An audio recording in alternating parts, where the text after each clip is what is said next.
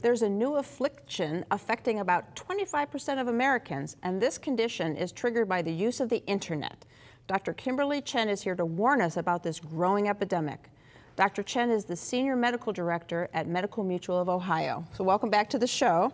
Thank you. Now, just with the introduction, I bet we've got people out there already Googling to try to find out what this disease actually is. And in fact, that's what the disease is, right? Yeah, absolutely. Yeah. So it's called cybercrime. Basically, it's excessive, unnecessary internet online Googling to self-diagnose your vague symptoms.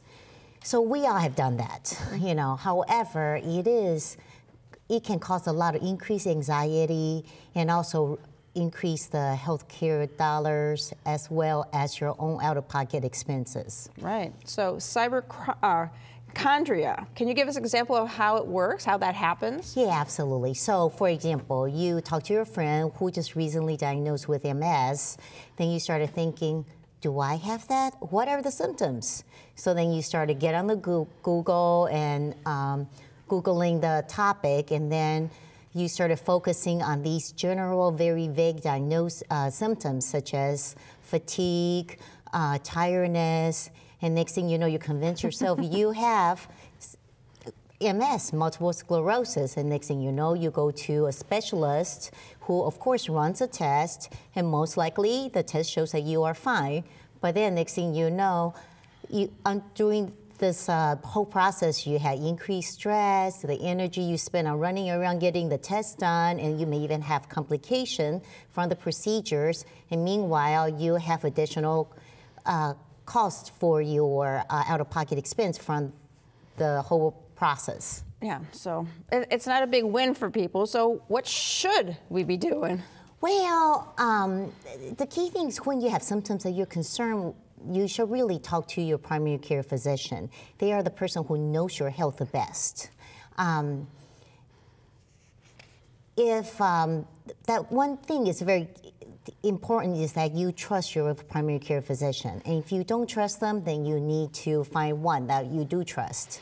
What happens, your primary care physician knows your health the best, and therefore they can diagnose and look at your symptom within the framework of what they know about your health, right, and then refer you to a specialist if they need to.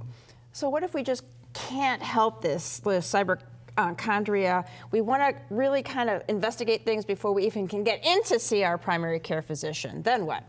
Well, so it is important to look at the websites that are has the updated current information and also medical reliable websites, and that use evidence-based medicine, such as WebMD, CDC.gov, or Mayo Clinic.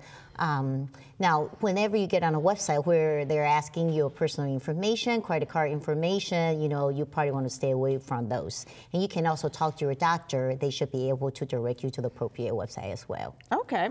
Now, is searching for these symptoms always a bad thing? No, of course we are healthcare consumers. So it's very important to have good knowledge about your medical conditions and what are appropriate cares.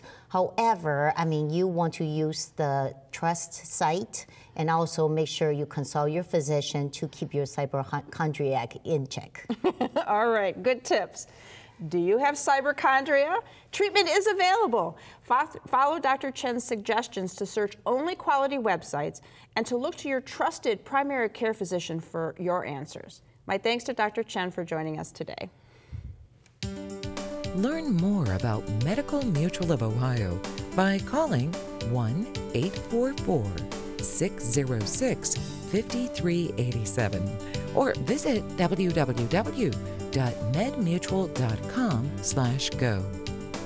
Up next,